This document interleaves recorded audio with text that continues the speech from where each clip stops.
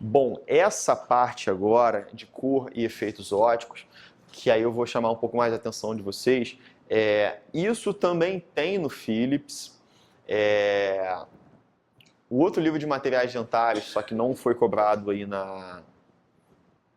no edital de vocês, mas também nem valeria muito a pena porque é o Reis Logers, que é um livro muito bom, mas essa parte de cor e efeitos óticos dele é bem reduzida. No Philips já é um pouquinho mais trabalhado. Dá uma lida no Philips também. Assim, por mais que vocês estejam assistindo a aula e depois vendo online também, é imprescindível, é imperativo que vocês leiam o conteúdo também. Tá? Estudar não é só assistir a aula, mas é assistir a aula e estudar em casa, ler, rever a matéria. Se tiver dúvida, já sabe, fabio.santos@yahoo.com. Tem o maior prazer de responder. E aí essa questão é muito importante porque eu até botei referência do livro de cor do Stephen Chu, que é um livro, eu gosto muito desse assunto, então é difícil falar, porque assim, eu achei muito fácil de ler. Também, como você falou, você ficou lendo o livro de implanto lá, com muita tranquilidade, devorando o livro. Eu também peguei esse livro e devorei, uma facilidade. Não é que todo mundo que gosta, né? Mas é interessante porque essa parte de propriedades óticas tem muito ilusão de ótica, tem umas brincadeiras assim que você vê a aplicação da ciência numa brincadeira, então é legal de aprender. E isso foi muito cobrado nas últimas duas questões, nas últimas duas provas da Marinha, 2016 e 2017. Eu botei essas questões aqui para a gente praticar. Bom, definições. Luz é uma radiação eletromagnética que pode ser detectada pelo olho humano. Calma aí. Radiação eletromagnética, Fábio, que eu conheço, é do aparelho celular, é micro-ondas, é raio-x, raio gama, onda de rádio. Isso para mim é radiação eletromagnética. E está certo. Isso tudo também é radiação eletromagnética. Dentro de uma variação enorme de radiações eletromagnéticas, que vai diferir o comprimento dessas ondas, a gente tem um espectro visível, ou seja, uma faixa muito restrita na qual a gente consegue visualizar essa radiação eletromagnética. Então, por exemplo, a Aline está com uma camisa rosa. Sei que a camisa dela é rosa porque ela está emitindo uma radiação eletromagnética da cor rosa que está sendo observada pelos meus olhos. Se a cadeira é laranja, pelo mesmo motivo. Tá? Então, é tudo uma radiação que não provoca nenhum dano ao nosso cérebro, a gente consegue interpretar como a cor do objeto. Então, o olho ele é sensível ao comprimento de onda de 400 nanômetros, que é o violeta, aos 700 nanômetros, que é o vermelho escuro. Mais importante é o seguinte, a gente tem do violeta ao vermelho escuro, aquele arco-íris, o que vai ser muito trabalhado e perguntado em relação à luz azul que é utilizada no fotopolimerizador. A gente utiliza uma luz em torno de 472, o pico máximo que é utilizado é 472 ou 473. Eu sempre confundo um pouquinho desses dois números. Mas em torno de 470, que é o pico máximo da luz azul, que é importante para o nosso aparelho fotopolimerizador. Tá? Só contar uma pequena historinha, não historinha, né, mas uma realidade que a gente vive na odontologia, na dentística, na parte estética, é o seguinte. Esse pico de 470 nanômetros da luz azul é o pico máximo que a canforoquinona, que é o iniciador da reação de polimerização, absorve essa luz azul para ter a conversão, para ter a polimerização da resina composta. Então ela absorve muito bem essa luz nesse estado. Porém, a canforoquinona, ela é um pó bem amarelado, amarelo bem forte, bem vivo. E aí a dificuldade disso é o seguinte, a gente tem dentes cada vez mais claros, as pessoas estão cada vez fazendo mais clareamentos. Então, quando você vai fazer uma resina composta, quando o fabricante tem que fazer uma resina composta, já tem que fazer uma cor muito clara, muito branca, para esse público que está com esse dente muito claro. E como é que você vai fazer uma resina clara, branca, usando canforoquinona, que é um pó muito amarelo? Infelizmente, ele acaba influenciando na cor da resina composta. Então, os fabricantes eles estão buscando alternativas de iniciadores diferentes da canforoquinona. Aí você tem agora eu não lembro os nomes, mas tem alguns lá que são utilizados como extras, como fotoiniciadores também, além da canforoquinona, só que a dificuldade eles não fotoativam tão bem com essa luz azul. eles utilizam mais uma luz violeta. Então, assim, o fabricante pode até oferecer uma resina composta sem canforoquinona, mas vai falar o seguinte, ó, você não pode usar mais o seu fotoativador. Você vai ter que comprar um outro aparelho fotopolimerizador, que é caro, né? Então, assim, a resina composta a gente troca com facilidade. Acabou, perdeu a validade, você compra outra. E o fotopolimerizador, você não troca. Então, assim, está um gargalo de evolução das resinas compostas e do fotoiniciador em relação ao preço dos aparelhos fotopolimerizadores. Alguns mais recentes, que eles fazem? Tem 4 saídas de luz, aí botam 3 violeta e uma azul, para poder pegar qualquer resina composta. Mas assim, ainda está nesse gargalo. Daqui a um tempo, vai ser mais... vocês vão ver no mercado, na hora de comprar um fotopolimerizador, o fabricante vai perguntar, o vendedor vai perguntar, se vai querer o de luz azul ou de luz violeta. Aí vocês vão saber, qual vai ser a resina que eu vou utilizar. Isso vai ser uma questão que ainda vai virar um pouco mais à frente para os clínicos, mas é uma coisa que é muito já observada na indústria. Beleza, voltando aqui ao assunto, contando essa historinha aqui. Cones e bastonetes são as células fotossensíveis do nosso olho. Essa informação não está aí. Os cones são células responsáveis pela observação do preto e branco, dos tons de cinza, e os bastonetes pelo matiz. Matiz, gente, é o azul, o laranja, o vermelho, o amarelo, o verde. Isso que é a definição de matiz. Vou mostrar para vocês mais à frente. Então é interessante que existe uma diferença nos seres humanos mesmo, entre cones e bastonetes, porque em geral a gente tem muito mais cones do que bastonetes. Então, por incrível que pareça, a gente consegue enxergar melhor em preto e branco do que colorido. Não é à toa que foto preto e branco ainda chama muita atenção. A gente vê uma foto preto e branco e vê, caramba, cheio de detalhe, que foto bonita, que interessante. Por quê? Essa pequena variação de tonalidade é muito mais percebida por causa dos nossos cones, que a gente tem muito mais cones do que bastonete. E existe uma diferença entre homens e mulheres. Engraçado que a turma só tem mulher. E é verdade, vocês mulheres enxergam cor muito melhor do que a gente. Isso é fato. Porque proporcionalmente vocês têm mais bastonetes do que a gente tem bastonetes, do que nós homens temos. Então, assim, quando a mulher briga com o marido, aquela história, achei aquele vestido lindo, qual é a cor dele? É coral. Pô, mas você tem um igual. Não, lá em casa o que eu tenho é laranja, isso aqui é coral. É verdade, para vocês faz sentido e para a gente não. A gente realmente tem essa deficiência, os homens não conseguem enxergar a cor tão bem quanto as mulheres, porque as mulheres têm uma quantidade maior de cones. Perdão, aqui está ao contrário. Os bastonetes são os responsáveis pelo valor e os cones pelo matiz. Aqui está ao contrário, gente, perdão. Deixa eu fazer essa correção. Os bastonetes são responsáveis pelo valor e os cones pela matiz. Corrija aí para mim, por favor, depois eu tenho que corrigir aqui também. Isso não está na apostila, não. Então, as mulheres têm muito mais cones do que os homens. E tem uma explicação disso até na pré-história, que quando a nossa visualização de bastonetes também é importante para a visualização de movimento. Então, assim, na pré-história, quando os homens iam caçar, era importante no meio da mata identificar, à vontade, é importante identificar se tinha movimentação ou de um animal que seria caçado ou até mesmo de um predador que poderia atacar o homem. E as mulheres com os cones, com maior quantidade de cones, e essa identificação de cores que selecionavam as frutas, elas conseguiam selecionar melhor os alimentos que estavam estragados e aqueles que estavam próprios para alimentação. Tem essa explicação, né? Não sei se isso faz sentido mesmo ou não, mas fato que mulher consegue enxergar a cor melhor do que o homem. Tá? Bom, vamos voltar aqui então ao assunto da aula. Para que o objeto seja visível, ele precisa refletir ou transmitir a luz incidente. Ou seja, para visualizar algum objeto, eu preciso de luz, preciso ter o objeto, e esse objeto ele vai ter que refletir essa luz, ou pelo menos transmitir parcialmente essa luz. A luz incidente normalmente é policromática, ou seja, mistura de vários comprimentos de onda, a luz branca. Essa luz que a gente está aqui, ela é branca, mas ela pode ser dividida em vários comprimentos de onda, em várias luzes.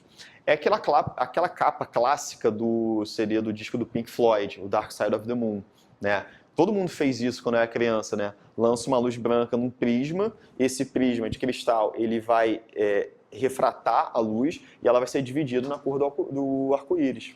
É o que acontece no próprio arco-íris. A luz branca vai passando na umidade relativa do ar e vai sofrendo refração e dessa variação de cor. A luz do objeto é focalizada na retina, que é onde estão presentes os cones, os bastonetes, processada no cérebro para produzir a cor. Então, assim, a cor, e aí que entra as ilusões óticas, né? A gente consegue visualizar a cor até mesmo onde não tem, a gente tem alguns fenômenos, aquelas cores em negativo, enfim, tem muita coisa interessante para a gente brincar. O cinema entende muito isso. Por exemplo, se vocês repararem aqui, a gente tem cadeiras laranja e azul. O azul e laranja são cores opostas. Então, por mais que essas cores sejam muito fortes, muito vibrantes, não chega a gerar um cansaço visual para mim, que estou aqui olhando direto para elas, porque são cores opostas, então elas equilibram. Isso acontece no cinema e filme de ação. Geralmente, em filme de ação, as cores são muito fortes, muito marcantes. Então, assim, as pessoas estão ainda mais com imagem digital, que é fácil de manipular, você vê o céu muito azul, a pessoa com o rosto muito laranja, muito saturado, tá aquela vibração toda de cores, e você sai depois do cinema de 2 horas assistindo, tranquilo, apesar de ter tanta cor. Agora, se fosse o filme todo laranja forte, ou azul forte, você ia passar depois daquelas 2 horas, você ia passar com dor de cabeça, com a vista cansada, cara, não aguento mais. Assim, cara, que filme horroroso, sair com dor de cabeça. Mas não, você não sai com dor de cabeça porque já é pensado, as cores que são utilizadas já são pensadas para gerar essa experiência no espectador. Bom, como falei, o objeto ele pode, para ser visível, ele vai ter que absorver luz e refletir, ou pelo menos transmitir. O que é absorção? Medida na qual a luz é absorvida pelo material de um objeto. Então, por exemplo, a luz aqui é branca, a minha camisa é branca. Por quê? Ela não está absorvendo nada. Tanto que roupa branca geralmente é mais fresca. Ela não está absorvendo nada dessa luz e está refletindo tudo. Então está refletindo exatamente como a luz aqui da sala. Se essa sala tivesse com uma luz vermelha, a minha camisa ia parecer vermelha, porque ela não absorve nada, então ela refletia aquele vermelho. Todo mundo pensa, nossa, o Rafa está de camisa vermelha. Não, era a luz do ambiente. Reflexão. Reflexão é justamente o que ele retorna. Então, essa cadeira laranja, ele está refletindo somente o comprimento de onda laranja. Ele recebeu a luz branca, que tem luz verde, luz azul, luz amarela, vermelho, roxo, enfim, todas as cores, só que ele está absorvendo tudo isso e refletindo somente a laranja. Tanto que uma forma de pensar, que alguns cientistas falam, que esse objeto ele é tudo menos laranja. Porque laranja ele não está absorvendo, ele está refletindo. Mas como a gente visualiza esse objeto como laranja, a gente diz, essa cadeira é laranja. Refração é um fenômeno que acontece no prisma da capa do Pink Floyd, acontece na água, em vários objetos que são translúcidos, que a luz, quando atinge esse objeto, dentro desse objeto a luz passa a ter uma velocidade mais lenta. E essa velocidade mais lenta acaba tendo uma distorção, uma angulação. Tanto que... A refração? Beleza. Já reparou que às vezes é difícil você pegar... Você está olhando assim na praia, água clarinha. Você olha um peixe de um lado, você tenta botar a mão, você não chega no peixe, você erra. Aquário acontece isso, né? Você olha assim, caraca, o meu peixinho está nesse canto. Não, ele está no... Você olha para o outro lado, ele está no outro. Porque a luz ela sofre uma refração, ela sofre uma distorção. Então, deixa eu desenhar que acho que vai ficar legal. Eu tenho aqui a água, tenho o meu peixinho. E a observação aqui. O peixe está aqui, teoricamente eu deveria estar vendo dessa forma. Só que quando minha visão bate, a luz refrata para cá e eu vou estar visualizando o peixe aqui. Então eu acabo errando, porque eu tenho uma refração dessa luz que está passando para cá. Então isso é a refração, é o quanto que a luz vai distorcer, quanto que a luz vai angular, vai desviar dentro de um objeto, dentro de um corpo translúcido. Por quê? A velocidade da luz aqui na atmosfera, no ar, ela é a máxima. Só que quando ela está dentro da água, a velocidade dela é um pouco mais lenta. E aí, dependendo do material, dependendo do corpo, aqui é água. tem uma refração até bem que próxima, a velocidade da luz é próxima do ar, mas tem outros objetos que têm uma refração ainda maior, como, por exemplo, o esmalte. O esmalte é um objeto translúcido. O que é um objeto translúcido? Que permite a passagem parcial de luz. Tem um objeto que é transparente. A gente tem os extremos, o objeto opaco e o objeto transparente. O objeto opaco, essa porta. Eu consigo visualizar alguma coisa que está atrás da porta? Não, porque ele é completamente opaco. A luz bate aqui e volta por completo. O objeto translúcido, se tivesse, por exemplo, até mesmo essa janela, ela tem uma certa cor azulada, mas eu visualizo tudo que está ali atrás da janela, porque ele permite a passagem de luz. E tem um objeto que é transparente, que é o outro extremo, que ele permite a passagem total de luz. Aqui, como eu tenho uma luz azulada, eu posso considerar aquela janela translúcida, bem quase transparente. Mas se não tivesse nenhum sulfilme nem nada, um vidro puro seria completamente transparente. Então, o vidro, por exemplo, ele permite também a passagem de luz, só que dentro dele sofre uma refração. Sofre uma distorção também, tá? Então, refração é o fenômeno na qual a luz é desviada quando passa de um objeto para outro. Então, aqui, ó, o índice de refração do esmalte, 1,65. No ar, ou seja, quando ela não sofre nenhuma distorção, é 1. Quanto mais próximo a 1, menor esse índice de refração. Na água é 1,33, no esmalte 1,65. Então, como se tivesse a luz, vou fazer outro desenho aqui.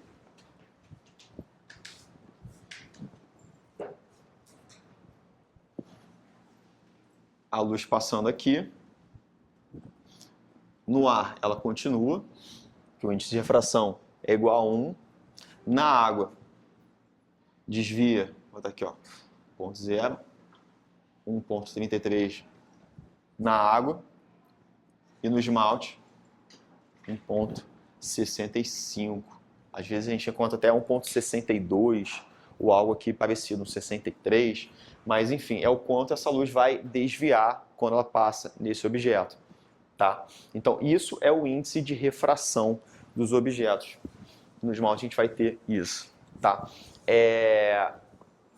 Até por isso a gente ter essas imagens de pigmentação ou de mancha branca em cárie, é porque você seca o dente e você tem a porosidade, você tira aquela água que estava ali no dente e aí você vê melhor esse índice de refração, você vê aquela mancha branca. Tá? Esse já é um fenômenozinho óptico mais detalhado.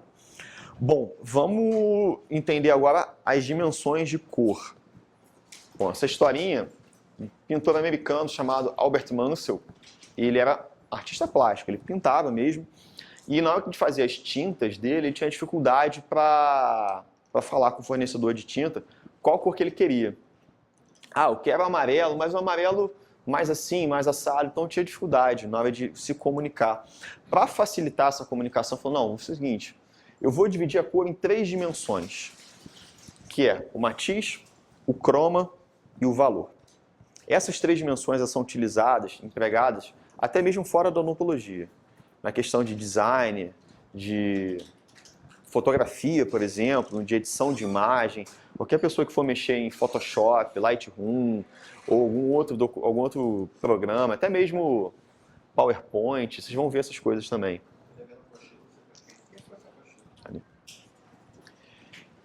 E aí, essas 3 divisões de cor vão estar presentes nesses aparelhos também, nessas outras áreas. Na odontologia, que a gente usa esses termos, matiz, croma e valor. Matiz, eu tinha citado antes, é a cor propriamente dita. Quando eu falo que essa cadeira ela é laranja, eu estou falando que o matiz dela é laranja. Quando eu falo que aquela outra é azul, eu falo que o matiz é azul. Isso é o matiz. Só para corrigir de novo aquilo que a gente está falando, as células responsáveis pela visualização do matiz são os cones. Tá? Então, matiz é a cor dominante do objeto. Exemplo, vermelho, verde, azul. Croma é o grau de saturação de um matiz. Ou seja, se essa minha cadeira é laranja, porque ela tem pigmento laranja. Quanto de pigmento laranja que vai ter nessa cadeira que vai definir se vai ser um laranja claro ou se é um laranja escuro.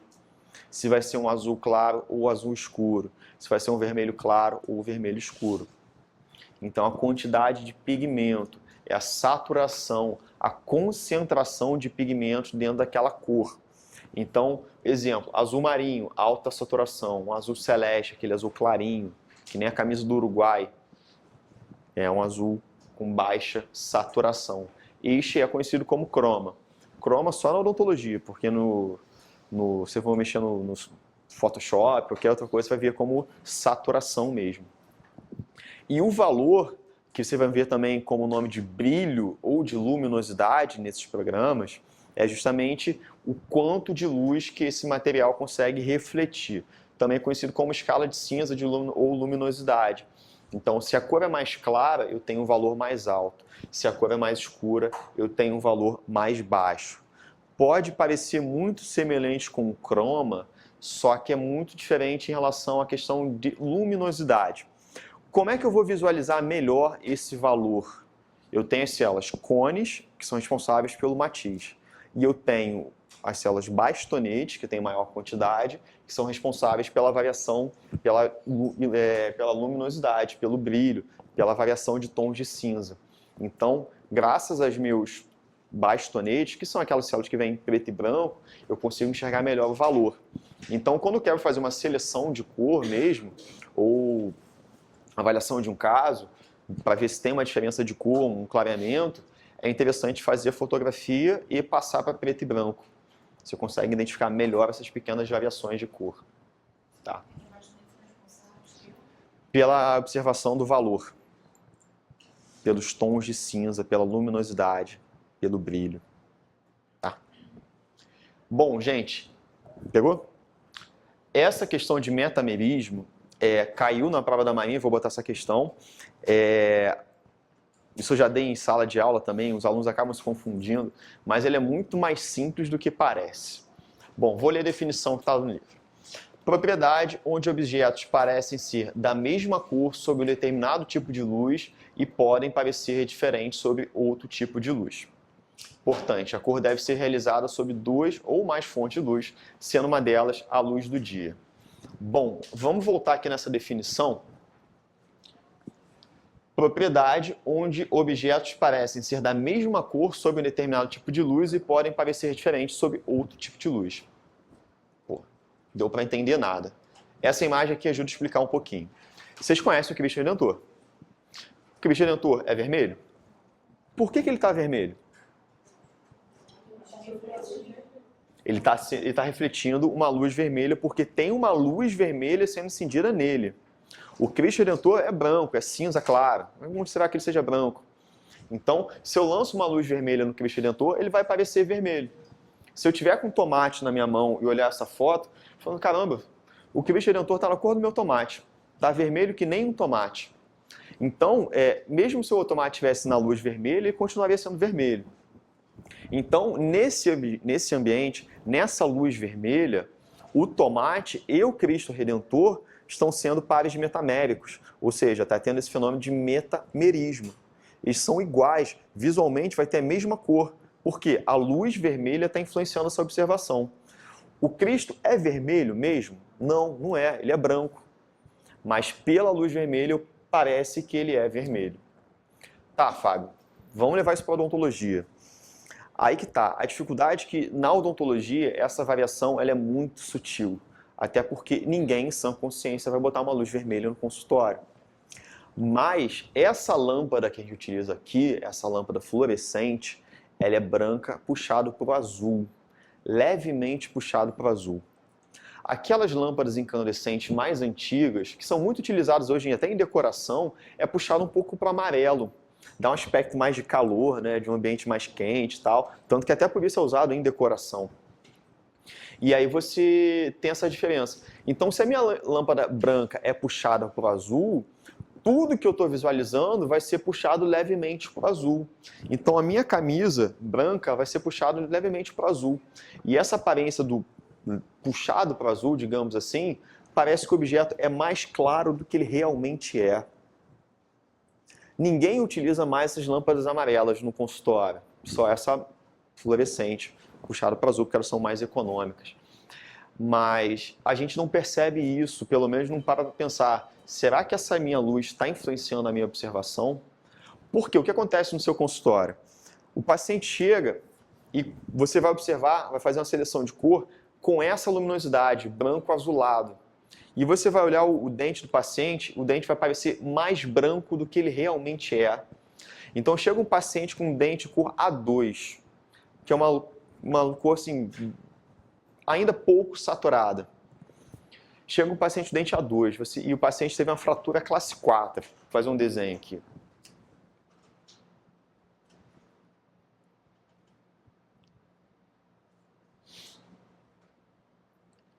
Incisivo central do paciente, fraturado, você percebe que o paciente, na verdade, ele é de cor A2. Porém, na sua visualização, no seu consultório, com essa luz branca puxado para azul, você observa, leva a escala de cor e você olha, não, a cor desse paciente é A1. Aí você vai e faz a extração A1, com a cor A1, sendo que, na verdade, a cor do paciente é A2. Tudo bem, a gente sabe que o dente é policromático, não é uma cor só, mas só com uma questão de ensinar aqui na aula. Beleza, o paciente sai naquele momento e sai todo feliz, todo satisfeito. Ele olha no espelho, nossa, doutor, ficou perfeito, ficou maravilhoso. Ele sai do seu consultório, nesse horário aqui ainda, caraca, já são 3 horas.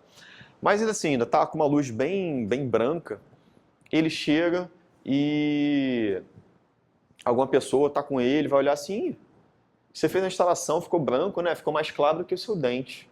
Aí ele olha no espelho na rua, realmente, sob o sol de meio-dia ou de 2 horas da tarde, que ainda está muito branco, ele vê o dente dele está A2 e a restauração está A1. Existe uma diferença de cor. Mas como é que pode? O dentista errou. Mas lá no consultório estava certinho. Aqui na rua está diferente.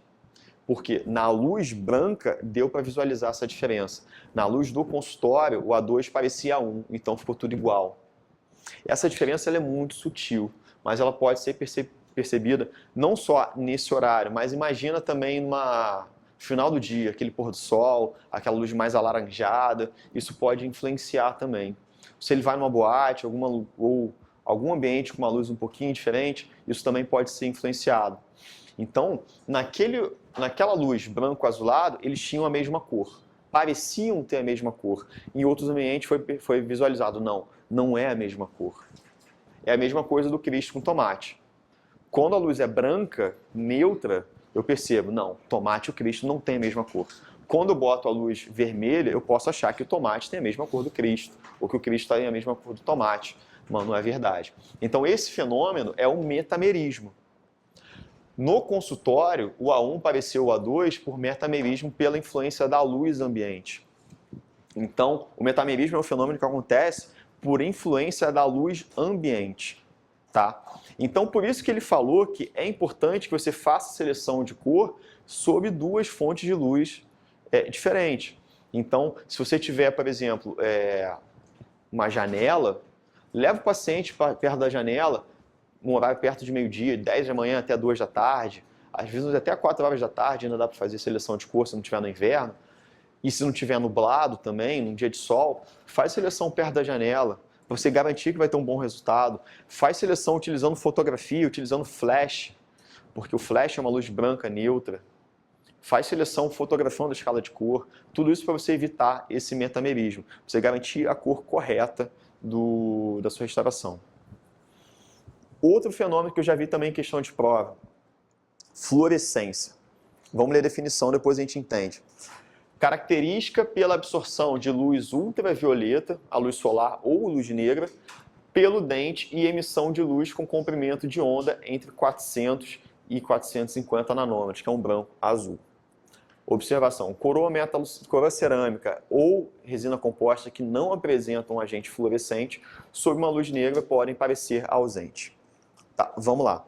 Alguém aqui já foi numa boate, alguma festa, algum ambiente que tem a luz negra e deu aquele sorriso, está com o dente iluminado? Eu não assistia muito não, mas tradicional episódio de Friends, que o Ross faz um clareamento, que aí ele apaga a luz e ilumina o ambiente todo. É mais ou menos isso. O nome desse fenômeno é fluorescência. Camisa branca também acontece isso. Você chega num ambiente que tem luz negra na boate, se estiver com a camisa branca, ela fica acesa. Mas assim, o ambiente mesmo está escuro. Tem luz ali? Tem. Tem uma radiação eletromagnética que ela não é visível ao olho humano, que é a luz ultravioleta, a radiação ultravioleta. Ela por si só não é visível no olho humano. Só que tem objetos que conseguem absorver essa luz ultravioleta e reflete essa luz em forma de branco azulado. Acontece com a camisa branca, com o algodão branco, e acontece com o dente também. Então, por isso que o dente também fica iluminado nesse ambiente. Qual que é a importância disso? Os nossos materiais restauradores, cerâmicos e resinosos, os estéticos, eles precisam ter essa fluorescência também. Imagina se meu paciente, vamos considerar, não vou nem essa classe 4 aqui não, mas vamos considerar que o paciente perdeu por completo esse incisivo central, perdeu 11 por completo. Você vai ter que fazer um implante, fazer uma prótese, enfim. E aí você vai, bota uma coroa aqui para recuperar. Se a sua coroa não tiver fluorescência, se a sua cerâmica não tiver fluorescência, quando ele for num ambiente de luz negra, esse dente vai ficar apagado, não vai refletir a luz branca azulado. Então vai parecer que o paciente não tem dente nenhum nesse ambiente. E justamente numa boate, justamente num ambiente que ele está querendo conquistar alguém, ele vai ser completamente prejudicado. Só que hoje em dia os fabricantes já sabem disso, já levam isso em consideração, inclusive das resinas compostas. Antigamente elas não tinham fluorescência, hoje em dia já tem, para evitar esse problema, evitar essa dor de cabeça, para você conseguir avaliar isso. E hoje em dia, gente, deve até ter trazido, eu tenho um laser point que tem uma luzinha ultravioleta, sabe? Assim, apaga a luz do consultório e dá uma conferida, sabe? Lá no dente e dá para ver a fluorescência. Então a fluorescência, por definição, é a capacidade que algum objeto tem de absorver uma luz invisível ultravioleta e refletir uma luz branco-azulada, uma luz visível, tá? Só que luz ultravioleta não tem só na boate. Onde mais que a gente tem radiação ultravioleta? No sol, na praia. Perfeito. Tanto que os dermatologistas falam, passa filtro solar. Por quê? Pela radiação ultravioleta. Então, o que acontece se essa coroa, mesmo a paciente falar, não vou pra boate nunca, não gosto, meu negócio é dia, meu negócio é sol, praia, também tem que ter fluorescência. Por quê? Se na praia ele sorrir e o dente não refletir uma luz branco-azulado como os outros dentes, esse dente pode parecer mais escuro, ele pode parecer sem vida.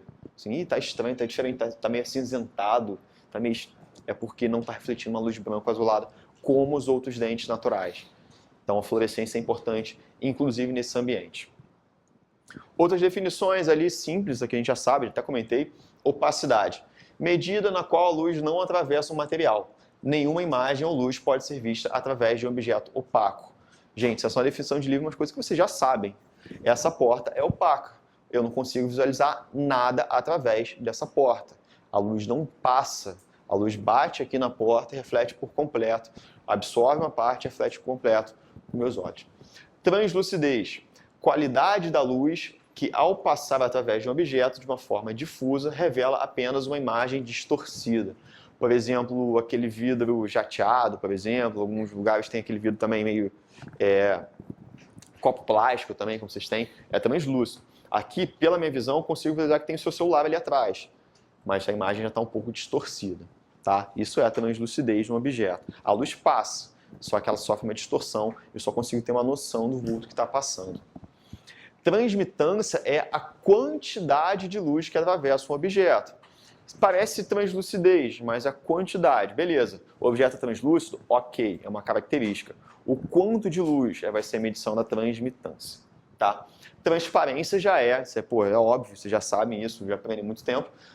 A expressão expressa a quantidade de luz que passa através de um material ou quanto esse material permite que uma imagem não distorcida seja vista através dele. Então, assim, o objeto transparente, a luz passa e a imagem fica perfeita. Eu consigo enxergar exatamente como ela está atrás. Então, um vidro, por exemplo, ele é transparente. Aí, gente, essas questões aí, se vocês quiserem fotografar, eu vou mandar para vocês também. Questão, Marinha 2016. Segundo o Stephen Chu, 2012, é o livro dele que eu mostrei ali. E esse livro, gente, só observação, tem PDF também, dá para comprar na internet, PDF por, sei lá, R$6, R$14, uma coisa assim. Menos de R$20. Vamos lá. Segundo Stephen Chu, existem 3 escalas Vita 3D Master: Tooth Guide, Linear Guide e Bleach Guide. As escalas 3D Master são comercializadas usando uma combinação número, letra, número, exemplo 3M2, que representa, respectivamente, alguém que já utilizou a escala Vita 3D Master? Já utilizou? Você lembra como é que você faz a seleção de cor da 3D Master? Ela é diferente da clássica, né? A ideia da 3D Master é o seguinte: na Vita clássica, a gente só tinha a letra e o número. A letra representava o matiz. Então, matiz A, matiz B, matiz C, matiz D. Aí aquilo é vermelho, amarronzado, amarelo, não sei o que, C é cinza, D é... Enfim, eu nunca lembro, nunca decoro isso. E o número representava o croma, a saturação. Você tem no matiz A, A1, A2, A3, A3,5 e A4. O A1 bem clarinho e o A4 mais escuro. O que tem a diferença do A1 para o A4? O pigmento é o mesmo, o matiz é o mesmo. Só que no A4 você tem mais saturação, você tem um croma maior. Então você tinha na escala Vita clássica o matiz, A, B, C e D, e o croma, A1, A2, A3, A3,5 e A4. E o valor? Não tinha. E se a gente parar para pensar, mesmo homens e mulheres, a gente tem muito mais bastonetes do que cones. Então a gente visualiza muito melhor o valor do que o matiz e o croma. E a escala Vita não tem justamente o valor, que é o mais importante. Aí a Vita pensou, não, vamos ter que fazer uma outra escala. Aí vão ter que fazer a escala Vita 3D Master. E a escala Vita 3D Master, você começa fazendo a seleção pelo valor. Aí você tem 1, 2, 3, 4 e 5. Você começa a fazer a seleção pelo valor. Aí você eu quero o 1, é o valor mais alto, que é os dentes mais claros. O 3, como está mostrado aqui, é o mediano. Beleza. Aí você vai subir a escala, depois tem a imagem dela, você sobe, aí você tem os cromas. Aí você tem 1, 2 e 3. Aí você tem o croma mais baixo, tem o croma médio e o croma mais alto, mais saturado. Depois que você faz a seleção, você pode ir de novo para a esquerda ou para a direita, se for um pouquinho mais avermelhado, se for um pouquinho mais amarelado, e aí depois você vai medir o matiz. Que aí você tem o M, que é no meio, tem o L, o R, que é um pouco... O R é o mais avermelhado, o L é o mais amarelado, se não me engano. E aí você faz a seleção dessa forma. Você faz na ordem a seleção valor, matiz, valor, croma e matiz por último. Essa que é a questão, essa que é a pegadinha dessa questão. Por quê? A forma que você faz a seleção de cor não é a forma que vai estar descrita na combinação. Entendeu? Porque assim, a forma que você faz a seleção de cor é valor, croma, matiz. Aí você olha, resposta letra C. Então, para quem já está acostumado, quem sabe fazer, de repente pode errar essa questão pela prática.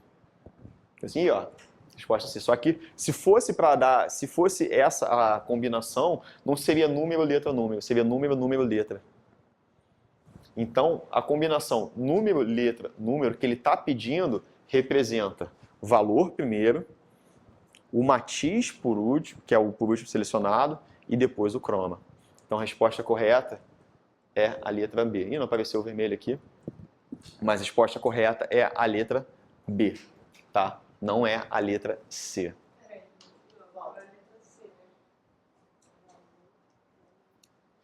Não, a resposta correta que ele está pedindo. O que representa o número, letra e número? Ele não está perguntando qual é a sequência que você faz a seleção de cor, entendeu? E essa que é a diferença. A sequência que você faz a seleção de cor é o que está na letra C. Valor, croma e matiz. Essa é a sequência. Mas não é isso que ele está perguntando na questão. O que ele pergunta é, a combinação número, letra, número representa valor, matiz e croma. Tá? Essa que é a pegadinha dessa questão. Aqui a escala Vita. Desse lado aqui é a parte de dentes clareados. A escala Vita 3 Master é aqui, ó. 1, 2, 3, 4 e 5. Esses números aqui, 1, 2, 3, 4, 5, representam o valor. Então, eu reparo aqui, eu tenho maior valor e menor valor. Mais claro e mais escuro. Perfeito? Digamos que eu quero aqui o 3, que não é o exemplo que ele deu, 3M2. Nessa daqui do meio, eu vou selecionar o croma. O croma mais saturado até o croma menos saturado. Selecionei o croma. Depois eu vou selecionar o matiz. Pro lado direito, o R, eu tenho um pouquinho mais avermelhado. Se tem o lado esquerdo, eu tenho um pouquinho mais amarelado. Ou o M é o médio. Então, por final, que eu vou selecionar o matiz. Só que esse R e esse L é o que vai dar vai ser a combinação do número que está aqui. Ah, já apareceu.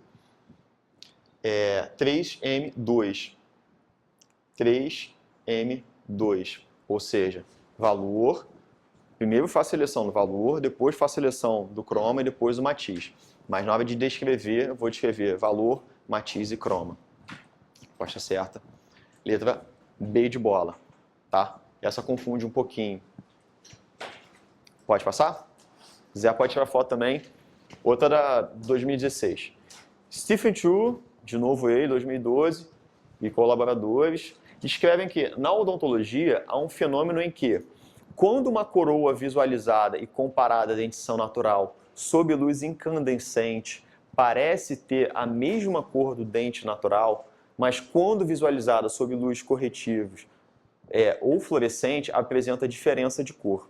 Cite, segundo o autor, o nome desse fenômeno e o que se pode fazer para evitá-lo em escolha de cor. Então, o que ele está dizendo? Uma coroa e um dente, eles podem ter uma mesma aparência de acordo com uma determinada luz. Só que em outra luz ele pode ter uma cor diferente. Que fenômeno é esse? Metamerismo, perfeito. Então a gente já vai partir da letra C ou da letra D. O que a gente tem que fazer? Na C, realizar a seleção de cor sob diferentes condições de iluminação. Ou D, realizar a seleção de cor com auxílio de fotografias preto e branco. Letra C. A letra D, de fotografia preto e branco, ela auxilia para a obtenção do valor para pequena variação de cor de tonalidade. Se o objeto é mais claro ou mais escuro. É muito bom, é muito interessante quando você está fazendo clareamento. Você está marcando o paciente semana após semana, vai fotografando, fotografa, quando você mandar para o computador, você bota em preto e branco para você comparar também. Então, a resposta certa, letra C, metamerismo, e a gente faz seleção por diferentes condições de iluminação. 2016 ainda. Embora a cor seja geralmente conhecida como uma forma de arte, faltou a letra D ali, conhecida como uma forma de arte, existe uma verdadeira ciência ao redor de sua teoria. Stephen Chu, com relação à percepção da cor, em células sensoriais de uma porção do olho humano capazes de captar suas diferenças, dimensões da cor. Nossa, está diferente. Passei errado isso aí, tem que corrigir melhorar esse texto aí. As células, vamos para a pergunta em si. As células especializadas e suas dimensões da cor são, respectivamente, quais são as células que são responsáveis pela visualização de cor? Os dois tipos de célula. Cones e bastonete, que ficam presentes na retina. Então aqui está dizendo retina em algumas opções, está errado. A retina não é uma célula, é uma região onde essas células estão presentes. Então são cones e bastonete. Então letra A está errado, letra B está errada e letra C, D e E são as possíveis. Então cones e bastonete. E respectivamente, os bastonetes são responsáveis pela percepção da tonalidade, dos tons de cinza, do valor, da luminosidade, do brilho dos objetos. E os cones pela observação da cor mesmo, do matiz. Então, resposta correta, letra D de dado. Tá? Bastonetes, brilho, os cones, matiz. Pode ir? Outra, 2016. Está vendo como caiu bastante? E assim, materiais dentários, como falei, não é especialidade, mas é interessante estudar porque numa prova muito concorrida, se você não prestar atenção em cada detalhe, cada matéria, você diz, isso aí cai pouco, isso aí na especialidade, às vezes pode fazer diferença na hora da pontuação e quem vai passar e quem não vai. Mas, assim, o Aprimore tem uma experiência grande, assim, em concursos e a quantidade de alunos que estuda, que passa é bem relevante, bem interessante. Vocês estão um bom curso. Vamos lá, 2012. Novos sistemas tecnológicos têm sido desenvolvidos e introduzidos no mercado para diminuir a subjetividade inerente aos métodos convencionais de seleção de cor na odontologia. Segundo Stephen Chu et al., são vantagens na determinação da cor auxiliada por computador, exceto. Tá, isso eu não cheguei a falar na aula, mas vamos parar e pensar nas alternativas. Ele está falando na seleção de cor por computador. Isso existe. Com auxílio de computador, existe espectrofotômetro, colorímetro, algumas coisas são muito interessantes para fazer a seleção de cor mesmo. E aí, quais são as alternativas? Letra A, possui menor influência da luz. Por quê? Às vezes o computador, o sensor, ele consegue identificar qual é a luz ambiente e fazer um equilíbrio. É o que acontece, por exemplo, na câmera do celular de vocês. Já mexeram um pouquinho e tem a função chamada balanço de branco, White Balance, WB? Já mexeram nisso? Vocês podem mexer no celular, tem de vocês com certeza, qualquer celular tem. Se vocês vão mexendo, a luz fica meio azulada, meio amarelada, ele compensa essa luz ambiente para dar um branco adequado. Então ele consegue identificar se esse ambiente está muito amarelado, muito azulado e compensa. Então assim, essa influência da luz ambiente acaba não interferindo tanto. Letra B, não possuir influência do ambiente circundante. Quando ele fala de não possuir influência, ele está, tipo assim, ignorando por completo. O ambiente pode influenciar, porém nem tanto. Isso que ele está falando. Letra C, fácil documentação. Você acha que fácil documentação é algo comum para computador? É tranquilo. Você tem a resposta lá, tipo, vai estar um padrão matemático, vai estar uma cor, às vezes vai estar tanto padrões matemáticos em escalas diferentes, como vai estar escrito A2, A3, vai estar tudo certinho. Não é fácil documentar isso, salvar, botar num arquivo, mandar para um amigo como foto, ou pelo menos anotar. Então, assim, é a vantagem dos sistemas computadorizados. Letra D, transmissão de dados confiáveis. Mesma coisa, já que é fácil documentar também, você vai mandar uma transmissão bem confiável. E letra E, maior previsibilidade de resultados. Então, assim, a resposta dessa pergunta que está pedindo, exceto, é a letra B. Perdão, eu acho que essa aqui está errada, gente. Depois eu vou dar uma conferida. Vou dar uma conferida, gente. Depois eu vou dar uma conferida. Porque quando ele fala aqui de possuir menor influência não possui influência do ambiente circundante, é que assim, pô, tem influência no ambiente circundante, mas nem tanto.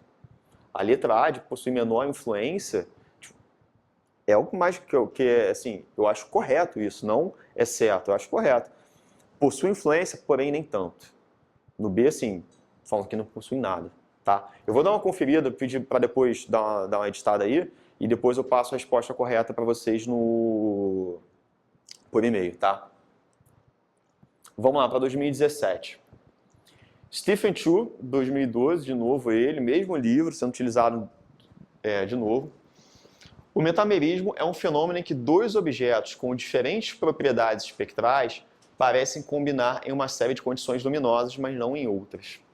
Em odontologia, essas diferenças são frequentes em tecidos duros e materiais restauradores. Quando dois objetos têm reflectâncias ou transmitâncias espectrais idênticas, são chamados. Essa daí também é pegadinha. Por quê? Vamos ler de novo. Ele fala de metamerismo logo de início. O metamerismo é um fenômeno que dois objetos com diferentes propriedades espectrais parecem combinar em uma série de combinações luminosas, mas não em outras. É aquela história. O Cristo Redentor, que é branco, na luz vermelha parece com tomate, mas na luz do sol não parece com tomate. Isso que ele está falando. Porque os objetos são diferentes.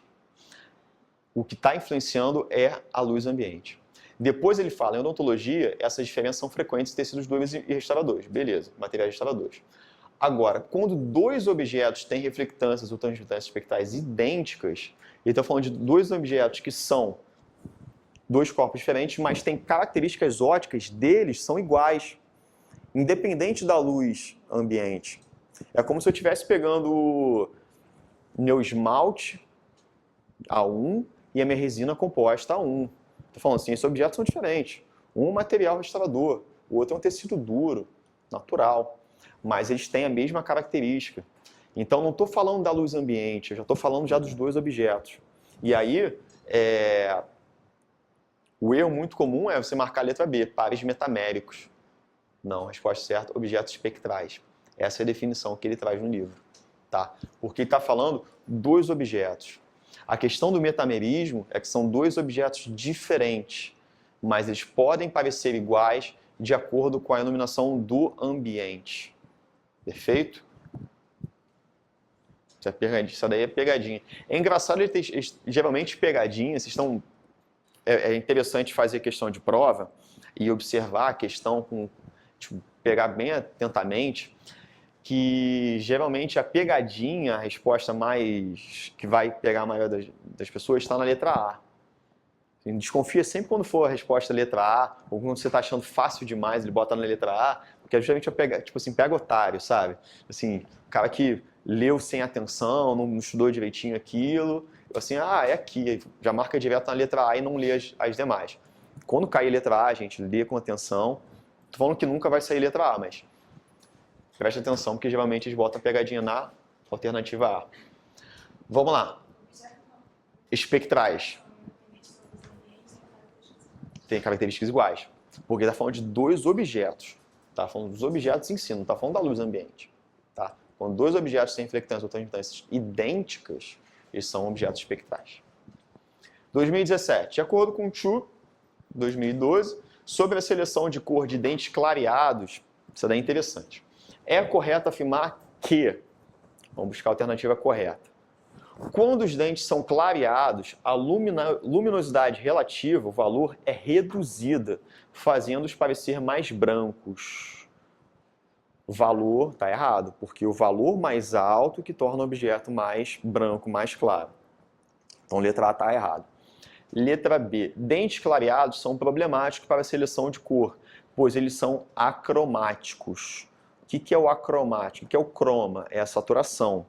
Então, quando você tem a saturação do dente, a cor que ele tem, dificilmente você muda a saturação. Então, vai ficando tão sem saturação, tão sem pigmento, que ele parece ser acromático. Vamos ver as outras alternativas. C.